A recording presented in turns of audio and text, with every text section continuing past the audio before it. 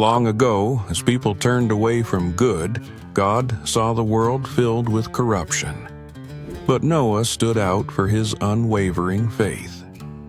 God told Noah to build a massive ark, warning of a great flood to cleanse the earth. Though others laughed, Noah obeyed, gathering his family in pairs of every animal. Rain fell for 40 days, covering the land. When the waters finally receded, Noah released a dove that returned with an olive leaf, a sign of hope. God promised never again to flood the earth, reminding us that faith and obedience can carry us through even the darkest storms.